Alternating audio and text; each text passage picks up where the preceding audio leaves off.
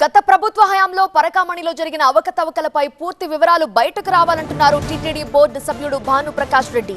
రవికుమార్ అనే వ్యక్తి రోజుకి 10 లక్షల రూపాయలు తీసుకెళ్లాడని అంటున్నారు. అందరూ కలిసి 100 కోట్ల రూపాయలు పంచుకున్నారని విమర్శించారు. ఇంకా భానుప్రకాష్ రెడ్డి ఏమన్నారో పూర్తి వివరాలు మా సీనియర్ కరెస్పాండెంట్ రాజు అందిస్తారు. ఏ రకమైన ఆధారాలు ఉండే చెప్పబోయే ప్రయత్నం అయితే భానుప్రకాష్ రెడ్డి చేస్తున్న నేపథ్యంలో చెప్పండి, ఈరోజు మీరు 100 కోట్ల రూపాయల అవినీతి జరిగిందని చెప్పేసి అంటున్నారు. ఈ 100 కోట్ల రూపాయలు ఎక్కడికి వెళ్ళాయి, ఎవరు దాపించారు? మీరు గారు గమనించినట్టయితే ఇది పరకామణి. ఇక్కడ చూడండి, రవికుమార్ అనే వ్యక్తి ఇక్కడ మొత్తం నోట్లు దాదాపు $100. ఇది $100 అంటే ఈరోజు నోటు రేట్లో 8,600 రూపాయలు. ఆ రోజు 72 రూపాయలు, 2023లో 72 రూపాయలు. కానీ అది నోటు కట్ట దాదాపు 112 నోట్లు ఉన్నాయి. 112 నోట్లు. ఈ విజిలెన్స్ రిపోర్ట్లో కేవలం 9 నోట్లు మాత్రమే దొరికినట్టు, 72,000 మాత్రమే దొరికినట్టు వాళ్ళు ఎందుకు మార్చారు? ఎందుకంటే దాదాపు ఆయన దొరికిన వెంటనే వారికి అర్థమైపోయింది ఇది భారీ ఎత్తున్న దీంట్లో కుంభకోణం జరిగింది. ఆ $112 అంటే దాదాపు 10 లక్షల రూపాయలు, రోజుకి 10 లక్షల రూపాయలు. ఈ వాళ్ళు అంచనా వేసుకున్నారు. స్వామితో మాట్లాడితే, రవి స్వామితో మాట్లాడితే మొత్తం విషయం బయటపడింది. 100 కోట్ల రూపాయలు ఆయన దగ్గర ఉంది అని.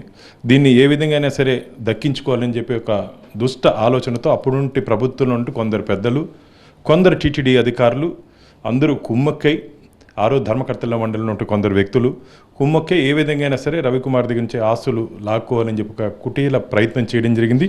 అందులో భాగంగా దీన్ని లోక్ అదాలత్లో ఆ రోజు కేసు ఎవరైతే రవికుమార్ విజిలెన్స్కు పట్టుబడిన తర్వాత 1 టౌన్ పోలీస్ స్టేషన్లో కేసు నమోదైంది. ఆ తర్వాత ఒక 6 నెలలను లోకాయుక్తలో కూడా రాజీ చేసి ఆస్తులంతా కూడా శ్రీవారి ఖజానాకు జమ చేసిన పరిస్థితి. అయితే ఈరోజు మళ్ళీ తెర మీద ఎందుకు వచ్చింది? అప్పటి నుంచి మీరు విమర్శిస్తున్నటువంటి ప్రకారంగా ఎన్ని 100 కోట్ల రూపాయలు ఎవరి చేతులకు మారని చెప్పేసి మీతో ఆధారాలు ఉన్నాయి. అసలు రాజీ చేసే అధికారమే లేదు కదా. లోక్ అదాలత్లో ఈ కేసుకి లోక్ అదాలత్లో ఉండాల్సిన కేసు కాదు ఇది. ఇది క్రిమినల్ కేసు. ఇది క్రిమినల్ కేసు. క్రిమినల్ కేసుని ఏ విధంగా లోక్ అదాలత్లపై రాజీ చేసుకుంటారు వీరు? అసలు రాజీ చేయాలంటే రాష్ట్ర ముఖ్యమంత్రికి కూడా అధికారం లేదు. ఈ రాష్ట్ర ముఖ్యమంత్రికి కూడా వెంకటేశ్వర స్వామి కానుకలు ఒకసారి హుండీలో పడిన తర్వాత అది స్వామివారి ఆస్తి, స్వామివారికి మాత్రమే చెందుతుంది. అలాంటి ఆస్తిని వీళ్ళెవరండి చేసేది? న్యాయస్థానంలో పోయి వారికి శిక్ష పడకుండా దోచుకున్న తొమ్మిని దాచుకొని పంచుకున్నారు వీళ్ళు. దాదాపు మాకున్నటువంటి ఇన్ఫర్మేషన్ 100 కోట్ల పైచిలకు ఆస్తుల్ని వాళ్ళు ఆ రోజు మార్చుకున్నారు. సమగ్ర దర్యాప్తు చేసి సిఐడి కోర్టుకు నివేదిక సమర్పించాలని చెప్పేసి హైకోర్టు చాలా క్లియర్గా ఇచ్చింది. అయితే ఈ తతంగం వెనుక లేదా ఈ స్కామ్ వెనుక ఎవరున్నారని చెప్పేసి మేము అనుకుంటున్నాం. అసలు ఈ తతంగం వెనుక ఇంకో గమ్మత్తమైన విషయం ఒకటి ఉంది. దీంట్లో విజిలెన్స్ నివేదికలో పోలీసుల నుంచి ఒత్తిడి వచ్చిన కారణంగా మేము లోక్ అదాలత్లో కాంప్రమైజ్ అయ్యామని చెప్పి విజిలెన్స్ అధికారి నివేదికలో పేర్కొన్నారు. మాకు అర్థం కాలేదు, పోలీస్ అధికారు ఎందుకు ఇంత తీవ్రమైన ఒత్తిడి మా మీద తెచ్చాడో మాకు అర్థం కాలేదని టీటీడీ విజిలెన్స్ రిపోర్ట్ ఇది. ఎవరా పోలీస్ అధికారి?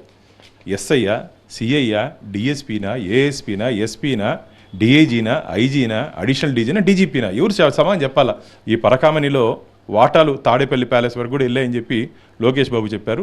రాబో విచారణలో తాడేపల్లి ప్యాలెస్ నుంచి మధ్యదారిలో తిరుపతి నుంచి ఇంకెక్కడెక్కడ ఏ ఇంటికి పోయింది, ఏ అధికారి ఇంటికి పోయింది, ఎక్కడెక్కడ తిరిగి తాడేపల్లి ప్యాలెస్కి పోయింది, ఎవరు తీసుకున్నారు, ఎంత తీసుకున్నారు, ఎప్పుడు తీసుకున్నారు, ఎలా తీసుకున్నారు, పూర్తి వివరాలు తొందరలోనే వస్తే. కోట్లాది రూపాయలు దారి మళ్లిన వ్యవహారం మాత్రం రాజకీయంగా కూడా చర్చగా మారింది. కెమెరా పర్సన్ జగదీష్తో రాజు టీవీనే తిరుపతి నుంచి.